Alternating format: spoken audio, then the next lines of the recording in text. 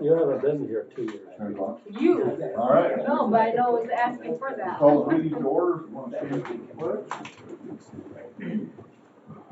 I Pledge allegiance to the flag of the United States of America and to the republic for which it stands, one nation, under God, indivisible, with liberty and justice for all. Thank you. All right. Approval of agenda. I move we approve the agenda. Support. All in favor, signify by saying aye. Just a comment, I will have perhaps a couple things under both old and new business, depending on what's in the manager's report.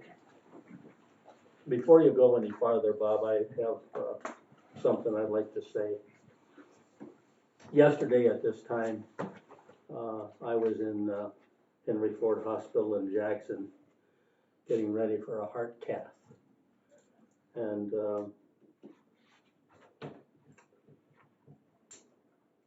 I just thank God that I'm here today. The doctor told my wife and daughter that it's a wonder I hadn't had a heart attack. So they put 2 stents in, and I got to come home about 4 o'clock. So I've been having some problems the last few weeks. Go outside to work and do some chores and stuff, and we're just running out of gas. And so it's yeah, I've been telling the Lord that I wanted another 10 or 15 years, and so maybe I'll get that opportunity now. Good deal. Glad it went well. Yeah. Thank you. What are you doing here? Well, my wife's out in the van, All right? If something goes wrong, All right. you've had a tough year too. Yeah. Yeah, so you can understand. Yeah. Yep. Tomorrow isn't promised, let's be grateful No, for today. absolutely. 5 minutes from now isn't promised to any of us. We think it is sometimes. Yes, we do. We live our lives like it is. Yes. Okay, approval of the minutes. They look good to me. Me too. No changes, and I'll stand as presented. Review and approve bills. Accounts payable dated October 19th, for $535,476.89. Move to approve. Support. Any discussion? Okay, we want a horizontal shaft wheel conveyor. Those replacement parts for the crusher, Yeah. so you're Oh, yeah. responsible for any replacement We have to, parts? pay for any wear parts. Spare parts. All right. Wow. How much was it, Mike? $35,500. That's not just the shaft itself, there's other like little Oh, things okay. on there. There's scrapers and there's parts and pieces that Yeah. get replaced on that routinely, but How much they got crushed so far? Roughly. He told me yesterday he thought he'd be done next week. Oh, wow. and that was supposed to be in the 40 to 45,000. 45,000 done. Okay. Wow. He's doing pretty good then. And how much do we typically use annually? How much did you? Oh, this year we used a lot. I'm thinking about close to 50. Cause we were planning on having to do that there, that same amount at Shannon's pit, and then possibly even the same amount at the Pittsburgh pit. But we gotta clear the overburden off of Pittsburgh first. But so we were looking at close to 130 to 150,000 when we're all said and done, and I was figuring that might last us 5 years, if we're lucky. Much as he's made, no wonder there's what a shaft. Yeah. That's there's a lot of wear on them when you're crushing rocks. You know, so. Anytime you're working in dirt, Yeah. So the bill to Stanton Excavating, is that the crushing bill? Yes, that's the company that's actually physically running it, and then we pay for the wear parts and a rental on the mill itself. Okay, so the 21,500 was the crushing from August 30th through September 26th. To Stanton. Right, so I don't know how this works, so how do I know as a commissioner that this $35,000 that we paid, how is that all on us versus whoever he crushed for prior to him moving it to As a us? brand new. Brand new. Okay, that's, all right, very good, then it's all on us, perfect, that's what I wanna hear. Any other questions? If not, then we seconded to approve the bill. All in favor, signify by saying aye. Alright.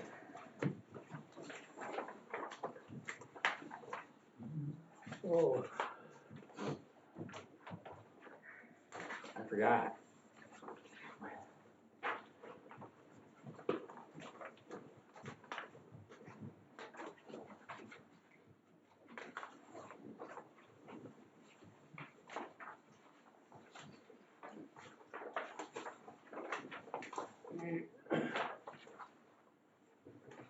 I've got all of them. Which one? Oh, it's got them all, 1, 2, 3, 4, 5. Yeah, oh, I think I signed in wrong place, that's the problem, but that's all right. Oops. I'm not reading the small print well enough. All right. Those don't help. I need, You need new I glasses. either need to buy bifocals or get readers. Payroll dated October 26th, regular, $113,807.12. I move we pay the payroll for $113,807.12. I'll support the motion. Any discussion? If not, signify by saying aye. Aye. Opposed, same.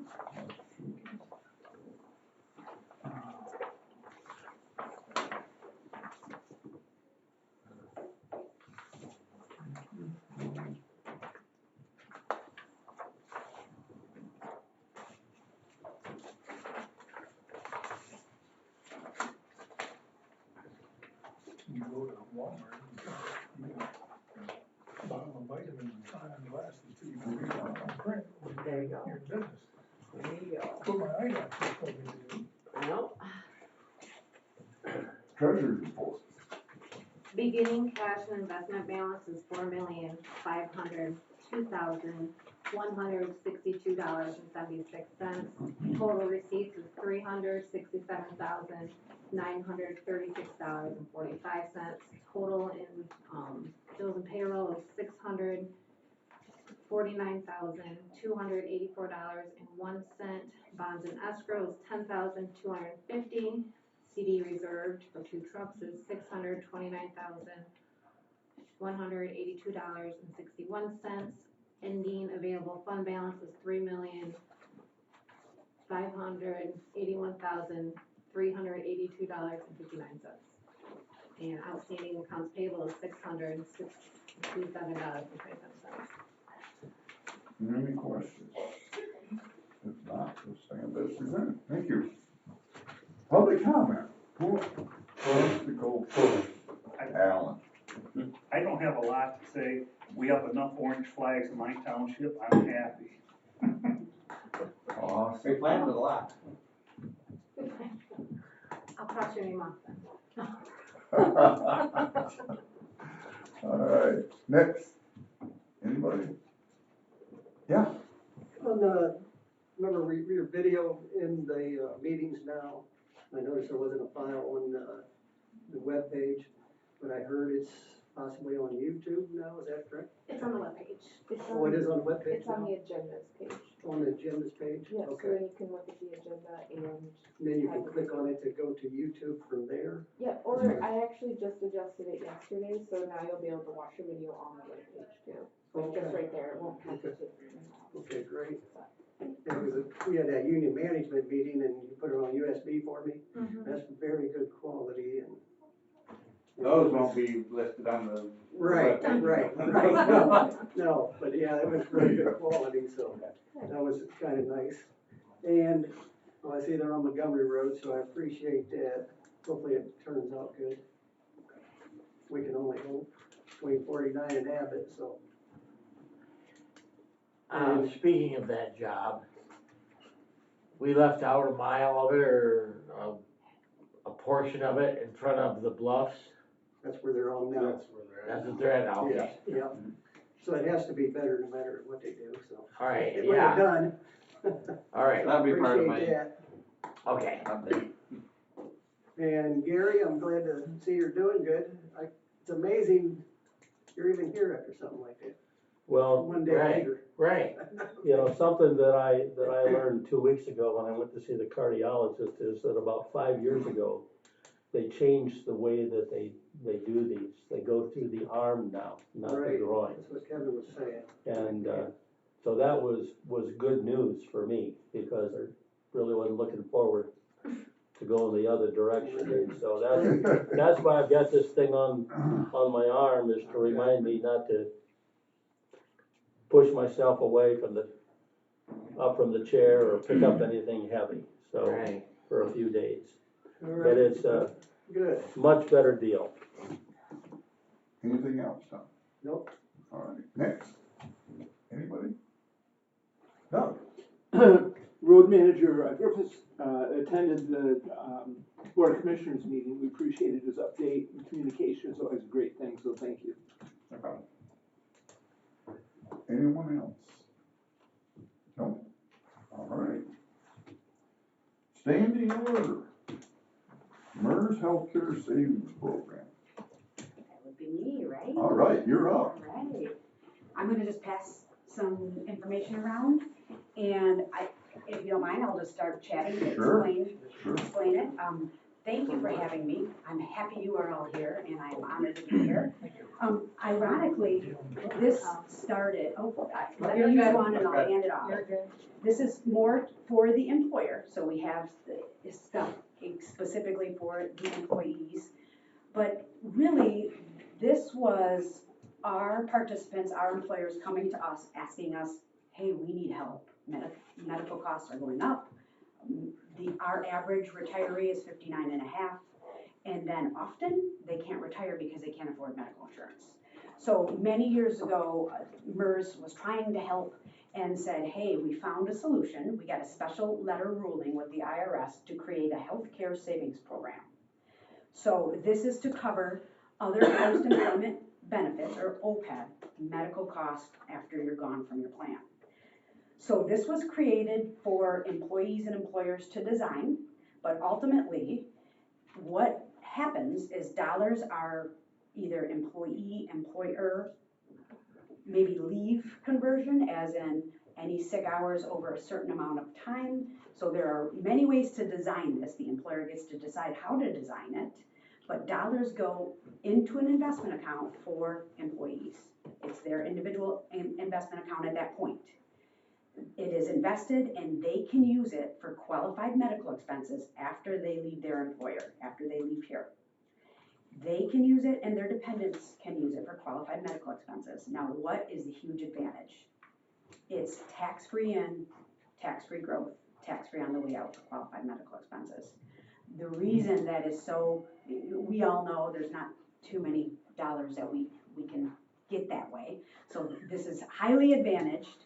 But then there are, of course, some stipulations that have to be followed because the IRS allows us to do that, which would be if the funds are unused and in an account, it would revert back to the employer's trust to pay for other people's OPEB expenses. So other companies also have this. MERS, again, operates as a not-for-profit. So not only do we have this account, we have something different as compared to any other company, is the fact that you and your dependents can use it, and you as the retiree or as the participant can name beneficiaries. So this is very helpful for our participants who maybe are married, or so they obviously get to use it for qualified medical expenses, and you now can list one or multiple primary beneficiaries, one or multiple contingent beneficiaries. The beneficiaries can use it on the way out, and they have to pay taxes on the way out. So there's still a tax advantage one. It would be free money to them anyways.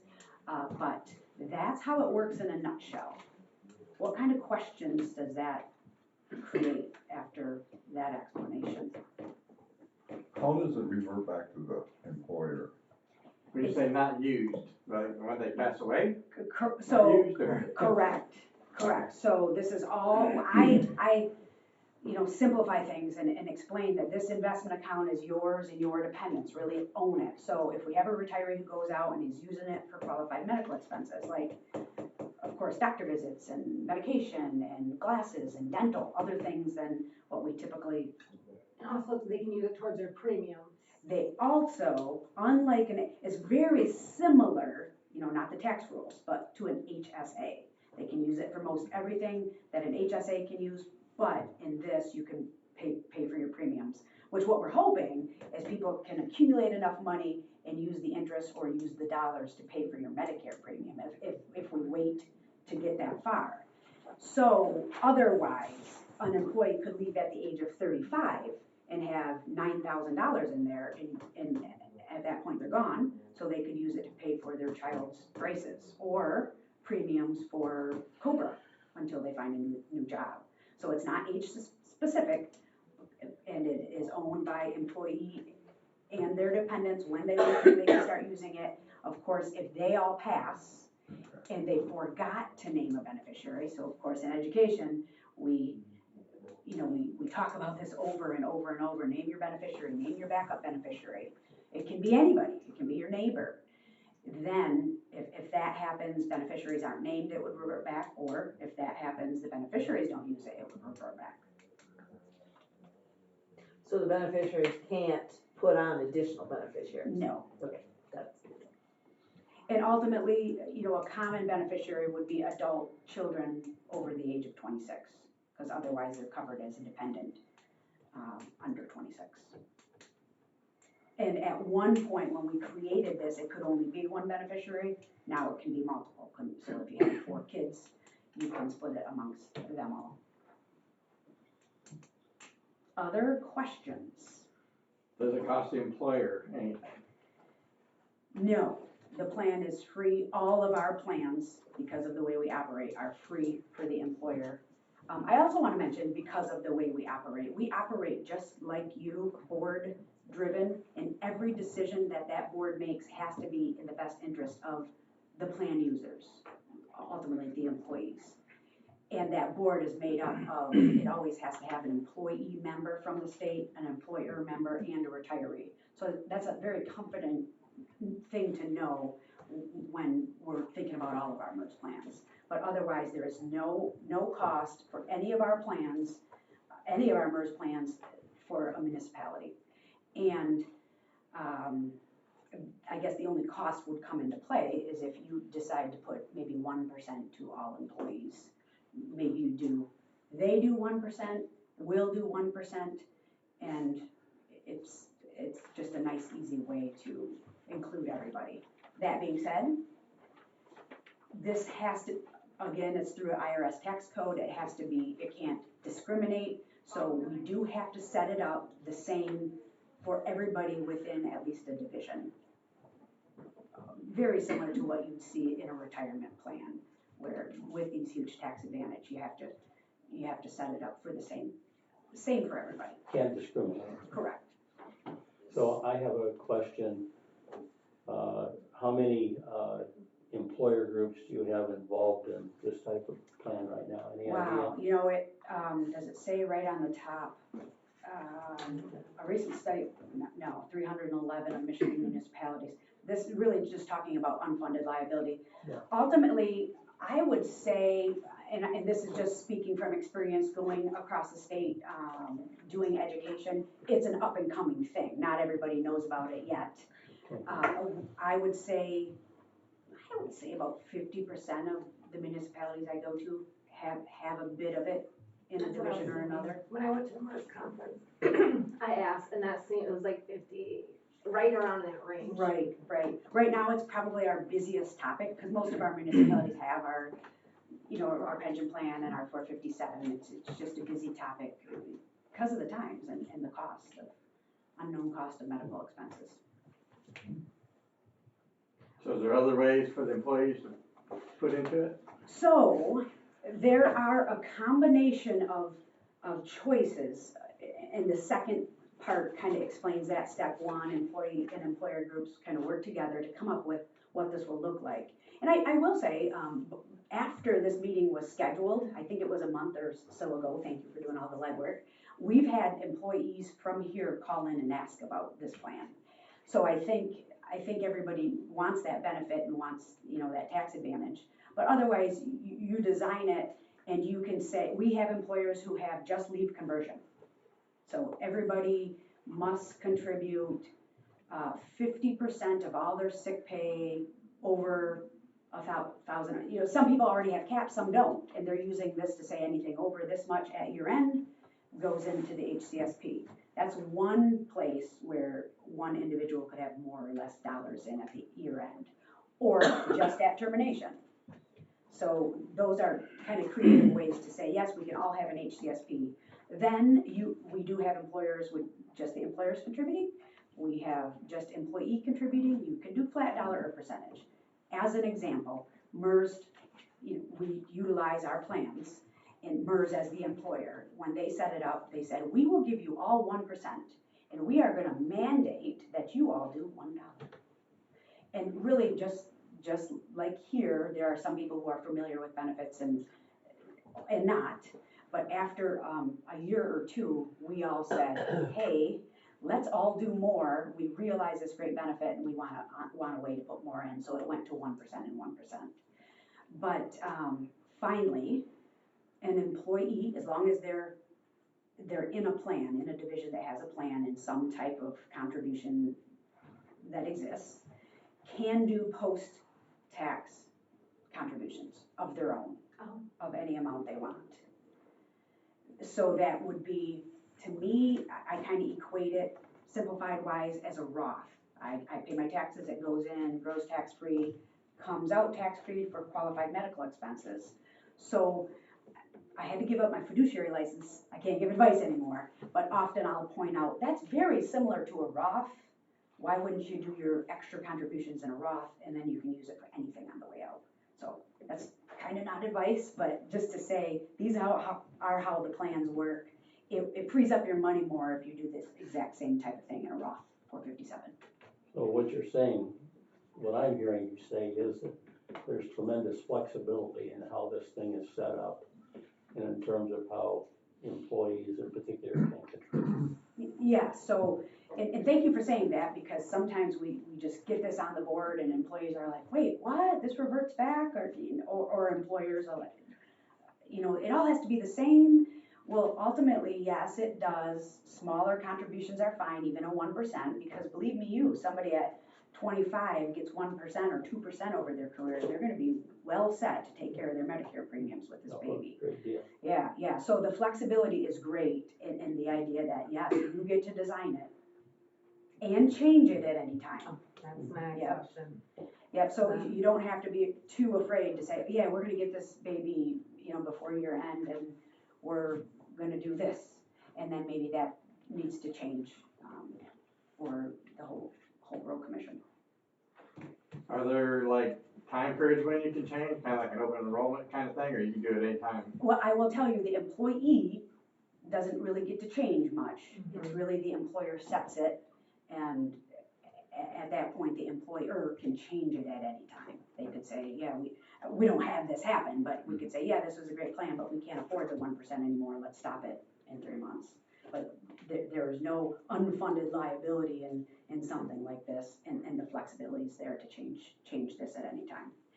But when the employee gets a mandated, you know, 1%, like everybody's doing 1%, you can't have people come in and say, yeah, I don't want to. It's all or nothing. Yeah. Okay. But if the employees seem to like come to you as an employer and say, you know what, we'd rather have 2%. Correct. You could change it to that. You can go to the board and say, yeah, we think everybody's ready to do 2%, or we know everybody's ready to do 2%. You just can't leave, you know, you have 20 people and 2 people say, no, I don't want to do it. It's not their choice, it's the employer's choice, because they realize the advantage and the tax advantage and the fact that this will grow and be there for them and post-employment. So can an employer group get involved in a plan like this at any time during the course of the year? Absolutely, just because it's Tuesday. Yep. And really, ultimately, what we need is, we have set board resolution and adoption. So the resolution is just saying, yes, we accept the MERS HCSP. The adoption really allows you to describe what your program looks like, as we talked about all the flexibility. So you can pinpoint, yes, we wanna do this with leaf conversion here, and, or one or the other, and, voila, you have an authorized signer, sign those documents, get them back to MERS, and we open the plan. And start it on the date you designated. Do I understand this right, that, if we would implement something like this, all employees have to agree to do it? Well, it's like retirement. So yes, everybody has to be treated the same. They don't have to agree to do it. The board decides, we're offering this plan, every employee has to do it. Question. You don't need like a sheet with everybody signed off that they agreed. It's your decision. Question. So 5 board members are, you know, in a sense, one sense employees, but in another sense they're not, because we're not in the MERS plan that everybody else is in. So if we adopted this, would we be mandated to be in it? No, you could, if you get paid. So if you get paid from the road commission, you're eligible to do retirement or 457 contributions. You just have to designate that. So you could put on there the board's included, or have a separate. Board is exempt. Yeah, we would just put nothing if you weren't included. We would add you if you wanted to be included. But otherwise, yes, you on that note, you can set it up per division. I would caution you, I do have, you know, employers that are trying to make everybody happy, and they're making 18 different levels and divisions, and trying to include everybody, but somehow it excludes everybody. I had an employer put it all to a vote. And ultimately that vote, if one person in the division said no, then they didn't get to do it, so then you're kind of excluding people that way. So coming up with a decision, you know, I know some people might want to do $500 and some want to do $8. Sometimes using those percentage are a nice way to get a fair percentage of their wages, and starting at 1% is not too difficult. Yes. When can they start using these funds? When they leave here, no matter what age they are. No matter what age. So if they're 60 and still working here, they can't tap these funds? Correct. How difficult is it to get the money out? It's difficult. It's because again, I say, you own it at this time right now, it has to stay here, and if gone unused, it reverts back to the employer's trust. Correct. So I'm saying I'm an employee, I leave. Yeah. How do I access this money, and how difficult is it to access it and use it? Yeah, sorry, misunderstood that, but that will be a bit in here, very easy. The employer terminates you in the system. I know, harsh word, but our system flags it. They send out a packet of information that also has a debit card that you use. If anybody is familiar with an HSA, it's very similar to that. We also have the paper way you can upload to get reimbursed for maybe your Medicare premium that comes out of your Social Security. We've had employees do that, or retirees. So is the tax reporting on a 1099-R, 10HS? I do not know that answer. Yeah, but how's that going to show on the tax form? I will get that for you on your own personal. Yeah, because it would be on my personal tax return, and then I should know that because I get that. Okay. I don't see it. It's not like the 457. Is it like an HSA reporting? It will be just like the HSA reporting. Okay. They do send something separate. I don't think I see it on the W-2.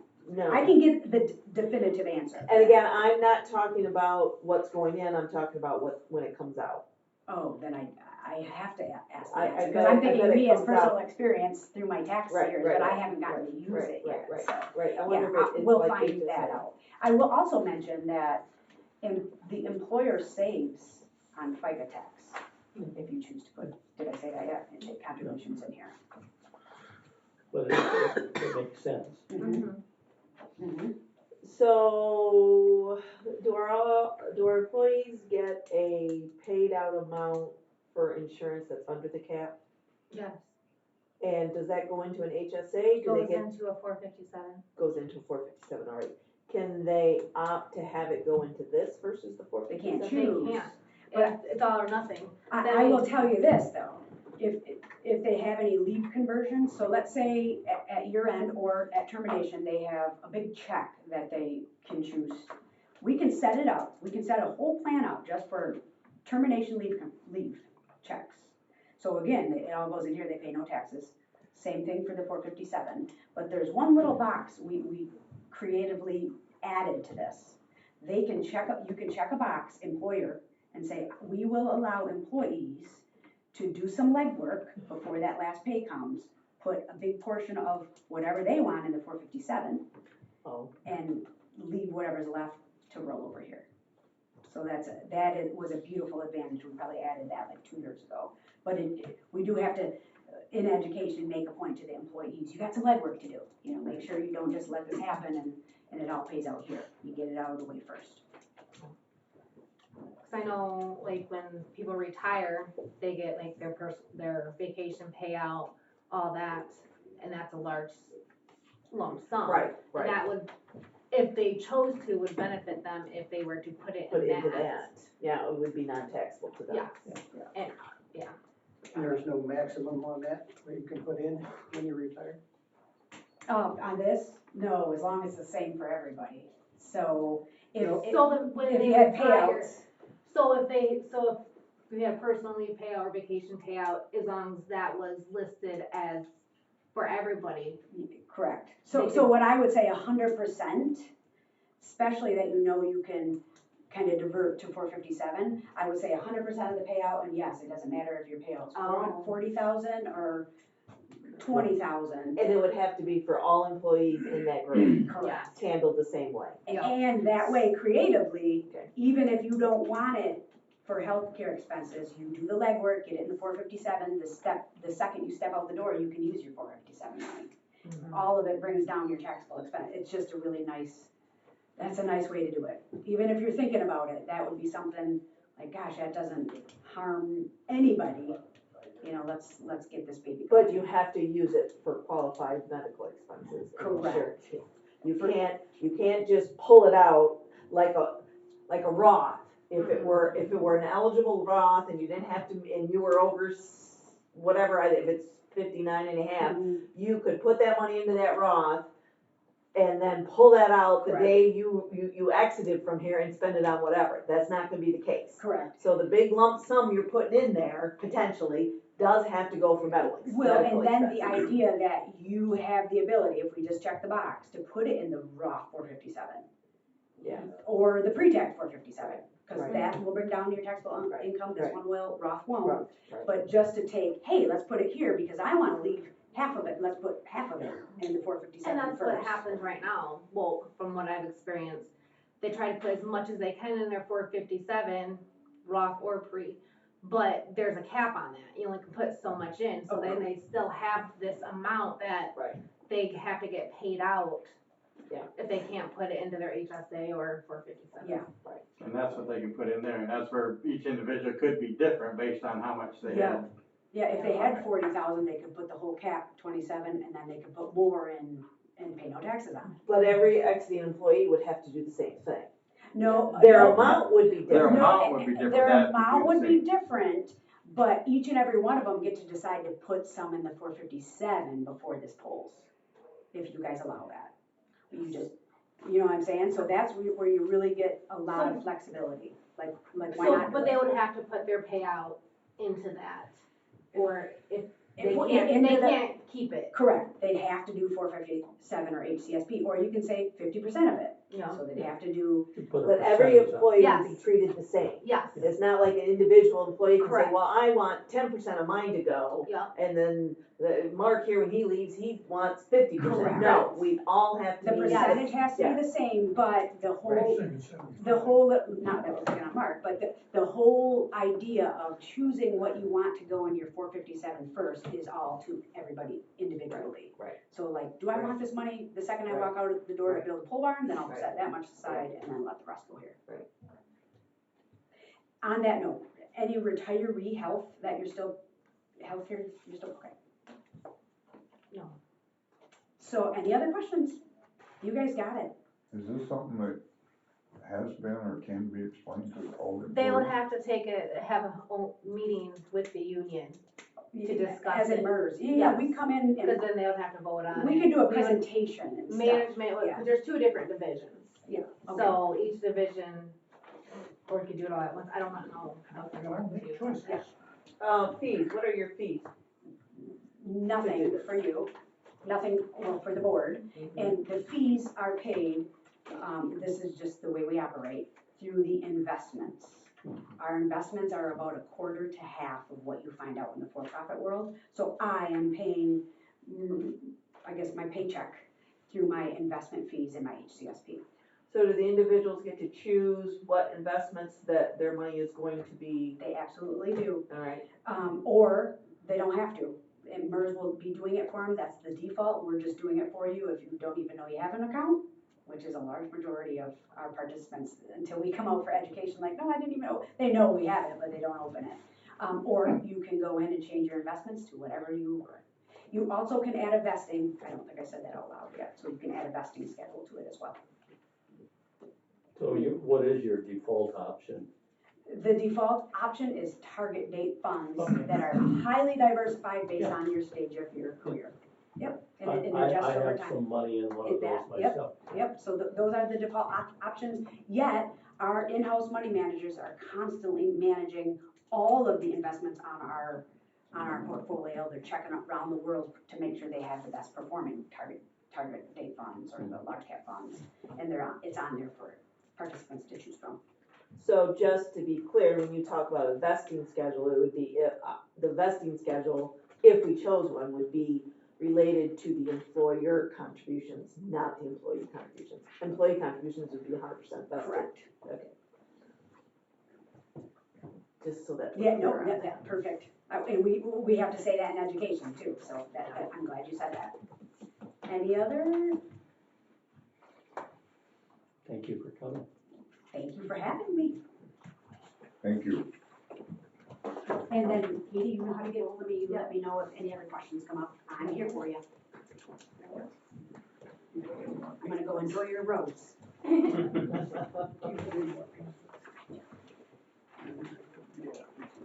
Manager's comments.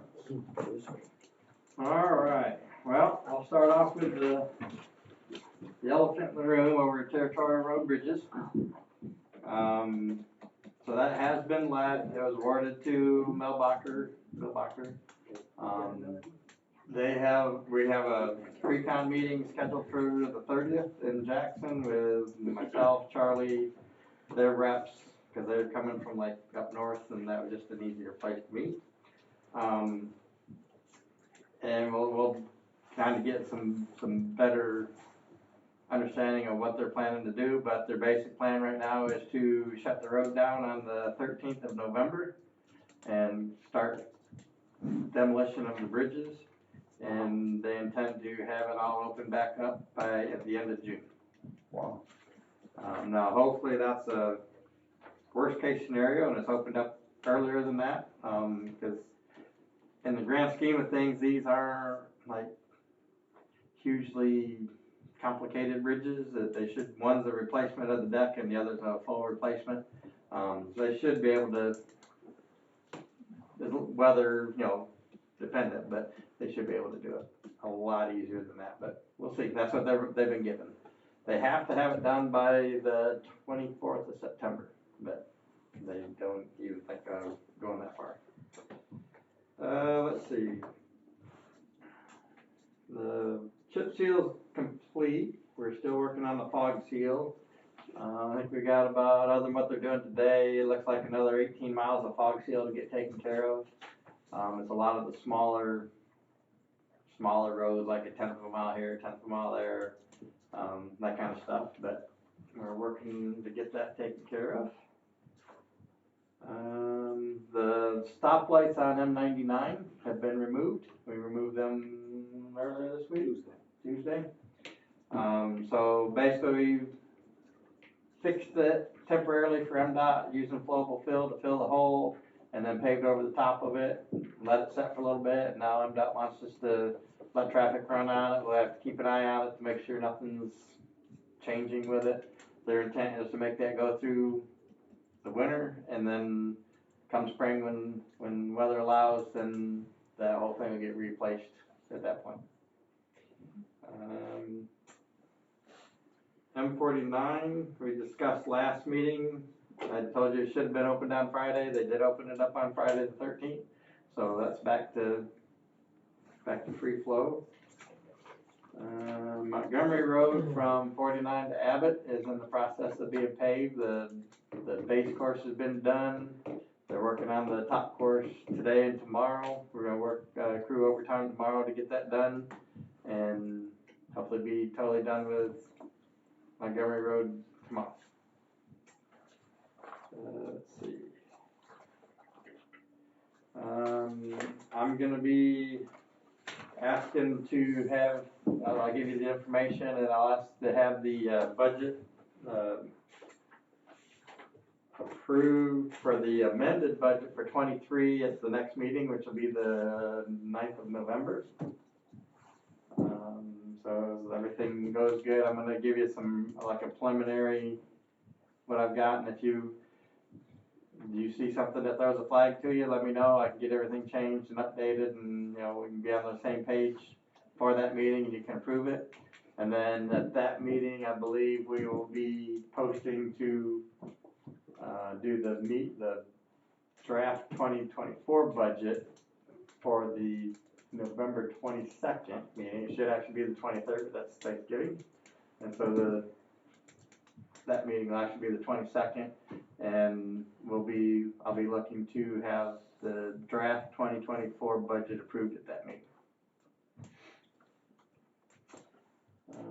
Let's see. Along with that, going over the budget and everything, I feel confident that we can look at purchasing 3 of those trucks that we talked about over the past couple meetings from the dealer over in Minnesota, Wisconsin, whichever it is. They're $389,000 and some change per unit. They're totally built, sitting there. So we talked about that last meeting. If you're okay with that, I'd like to look at purchasing 3. No objection from me. Okay, then I Other will. than the plow that you got on the front of it. It is what it is. We're good. So where's it from? Where's that company? I've got the. I think it's Wisconsin, up by the Minnesota border. Yeah, they're right on the border of Wisconsin, Minnesota. But I'll give you the company. I've got the. In the dollar amount. Yeah, I've got the quote from them. It is under Sourcewell, so that would qualify for the competitive bid portion. Kind of the same thing as my deal. So as long as you guys are okay with that, I will press forward with that. Do we need a motion to approve that? I would think so for that amount. So, We're talking about 1.1 million. yeah, we probably. We probably ought to have a Yeah. motion, and I'll make the motion if you want it right now. I move that we purchase the 3 trucks from the dealer in Minnesota. I guess, Mr. Chairman, the question I would have is, we've been talking about, 1 or 2, and now, the recommendation is to buy 3. We got 2 new trucks a year ago. I guess I could fully support buying 2, but I'm having a bit of a problem agreeing to go with the 3rd one. I mean, considering all the roads that need blacktop in this county. Well, I can kind of explain. Oh, sounds like we have 5 drivers that don't have a truck. Right now, we have 5 drivers or equipment operators that don't have a plow truck. The 4 graders and the grade all that's their piece of equipment. We don't have enough trucks for them to even run. So during a snowstorm, if the graders aren't needed, they don't come in, they don't plow, and we don't have that capability to use those extra people to plow. I would like to get to a point where at least everybody has a truck to run and a couple of spares, but that's still a few years down the road. So yes, it is one more than we originally talked about. I think the budget can handle it, but again, that's your call, and I would like to get more of the trucks here for the guys to run. How soon can we get delivery on these? I don't have an exact date, but it should be fairly easy, fairly quick. I would say this year, because they're already sitting there built. All we got to do is do the contract and the paperwork and have them shipped. And that's not that far to ship them. They're already pre-built. They're all done. Okay, so the 2 trucks that we've paid for with this payment of bills, the chassis, cabin chassis, when do we expect those to come? Truck and trailer still saying 18 to 24 months to do their build portion. So we're still talking a year and a half to 2 years out. My word. And then we still have the 2 that are on order. That'll be the swap loaders that haven't even come in from the manufacturer, Western Star. Yeah. And that'll be the same principle. Once they come in, it's going to be 18 to 24 months to get them built. Well, maybe in view of that and the information about the driver situation, we need to do the 3. You've got me convinced. Well, and I think the other point is that they will go on the state trunk line. Yes, so we go immediately out of the state trunk lines. So that And will move trucks down. as new trucks come in, they'll always go to the state trunk line and push the oldest one out, so that the state's paying for as much as possible before we push them out to the county. And I think as of right now, the newest ones on there have been on there 3 years. So The Peterbilt's, Peterbilt's are 3 years old, aren't they? Yeah, but there was 2, or 1 added a year ago. And then there was, 2 before that, 2 before that. which those would be at the max, the 3-year max. Yes, the So- first 2 would. well, after 3 years, MDOT would pay basically 88% of the truck, because that puts the other portion on us. And that's, ideally, they pay for everything, but if you're trying to get truck cycled through, 88% of that is a very good deal. Yeah. To cycle those 2 in 3 years. And there's 5 on the trunk line. There's 5 or 6? 5.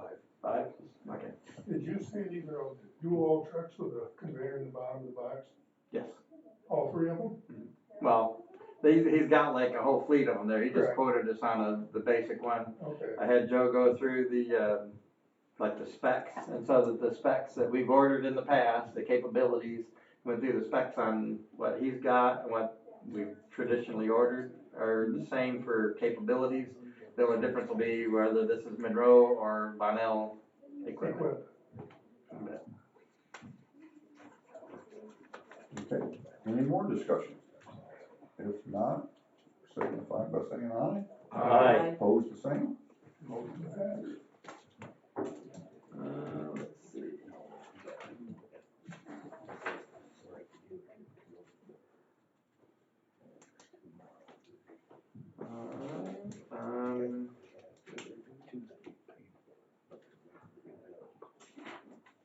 We need to go over the contract here, Before we go to that, can I ask a question on the Sure. territorial bridges? Sure.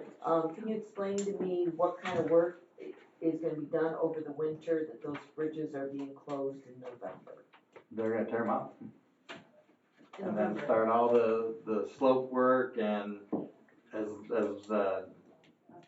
weather allows, they'll start putting them back together too. I mean, One bridge is a complete tear. yeah, one's, that take the deck off, the abutments are gonna stay there, and they'll put another deck on it. While the other one's gonna get totally torn out, and new abutments, new everything. So more than likely, they will be working on the one for the bridge replacement or the deck replacement, mostly, and then do whatever they can shy of the concrete work. So I'm just doing this as Joe Citizen. If I'm Joe Citizen that uses that road, and I see those bridges torn out, and then all winter they don't do anything, my question is why don't we just tear them out in the spring and do it all at one time? What's the response? They would take them longer in the year to do it. And if something comes up, there's time pressing September, and then there's a chance it might not get done. Well, I'm sure they did it to take them out this winter. Yes. Okay. And with their schedule. Again, I just There need is to a lot of know work that that they will, information. you'll see a lot of work getting done there. So it's not just gonna sit all winter with No. nothing being done on it. No. That's my concern. Yeah, and right away, we were out there meeting with them, and I guess I might wanna bring that up too here.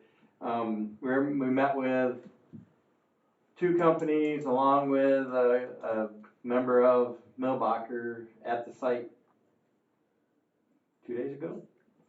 And the overhead power lines are in the way of the cranes, and so we've gotta work with consumers to move the power lines. And so a lot of that has to get done before they can even come in and do anything with the one bridge. The other bridge is clear, we can have them work on that. But I will have a whole lot more definite information after the 30th on our pre-con, and that'll tell us exactly what they have projected out. Then my follow-up question would be is, the M99 project that's gonna be done next year, is that, again, I'm showing my unknowledge of just how close these 2 projects are. Will those detours for both of those projects impact each other, or they're far enough away that it's not an They should issue? be totally different. Okay, alright. They're at The least impact- 10 miles away. Okay, well, I thought I'd ask to see if there were any overlaps that we need to be concerned Good about, question. so, The okay. detour for Territorial Road will be basically, you got Territorial Road that's getting cut in the center there, and it's gonna go to South Hillsdale Road, M49, and to Camden Road. That'll be the detour route to get around those. That's 2 the official detour. Yeah. Now, if you're a trucker running that territorial road on a regular basis, you're gonna go south into Ohio and take US 20. I can't I've Just never heard of talk that. about that. Alan's back there shaking his head, he knows the truth. Isn't South Hillsdale Road still a Class A road though? 'Cause it used to be M99. Well, South Hillsdale Road's not the problem. The problem is Camden Road. The first 4 miles, 5 miles of Camden Road, east of Camden, is a disaster. That's putting it mildly. Yeah. And when this is all done, we very well need to look at doing that detour route other than 49. Well, the hope is that the west 3 miles, or the first 3 miles east of Camden on Camden Road, that we can get the state to pick that up next year because of their M49 project at the north edge of Camden. Yeah. Okay. So I have a question, I guess, with respect to, do we know what that Millbacher's bid is on those 2 bridges? Can you give us a dollar amount? It was in the, wasn't it in the minutes? Yeah. And you guys approved the contracts a couple Last meetings meeting. ago? Was it? Meeting. Yep. It was last meeting or the meeting before that? I think it was meeting before. I think all said and done, it's like about 3.1, 3.2 million Okay, for those 2 bridges. so do you have any idea how much lower their bid was on the next low bid? I think it was considerable. See, I know Mark told me Sunday night, I guess it was, that they wanted to start here on the 14th of November. And I have some concerns, just like you've expressed. The flip side of that is, the funding for this got approved in 2015. That was 8 years ago. And that was at an 80-20 and so, pay, and MDOT's agreed to, even though the that's gone up, they've agreed to keep that 80-20. Yeah. So when you look at the big picture, to me, I'm gonna tell citizens who raise that very question, we need to go ahead and get this thing done as quickly as possible. Yes, it's gonna cause all of us some inconvenience, but in the big picture, these 2 bridges, we've waited a long time to get to this point, and so we've gotta go forward. The contractor bid it in good faith, expecting he was gonna be able to start, and best worked into his timetable. That's part of his cost in the bid too, is knowing this is a lull time for them. Yeah. So if they can get as much as they can get done throughout the winter and early spring, next summer, they're gonna be busy doing other things too. They wanna get it done as soon as possible to get it done too. Yeah, they don't want the cranes all tied up. Well, trains and men, Yeah. other equipment, I mean, they're gonna have That's all part of the lots of bidding equipment process. Yep. Get her done. Now, along with that is, we don't have an engineer on staff or an engineer tech. Jackson's getting very tight on engineers because they've lost all but 2, I think, PEs, to other jobs, MDOT, so they're struggling to where I was hoping to, use that entire team that we had for a lot of this. We're not gonna have anybody to inspect these bridges. And these aren't anything that, in the past, we've used some of our in-house guys to inspect some of the smaller projects, the crush and shape and the mill and fill and that kind of stuff, and we'll still be able to do that. These bridges are gonna be so scrutinized by federal funds, the state funds, MDOT. That's not something that we can just give somebody a few days training and say, here, go do the inspection and testing, and they've gotta be certified on the aggregates, the concrete, everything to do that.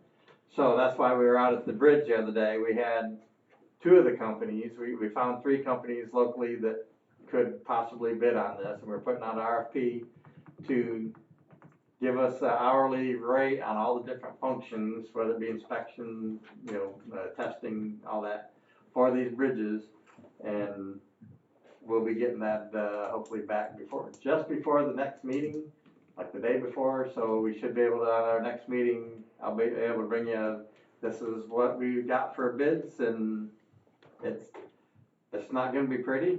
Inspection and testing isn't cheap with these bridges, but that's about the options we have right now. And the inspection isn't part of the bid for.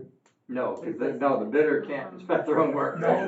No, I know he can't do that, but it's not part of what the state's gonna pay 80% of.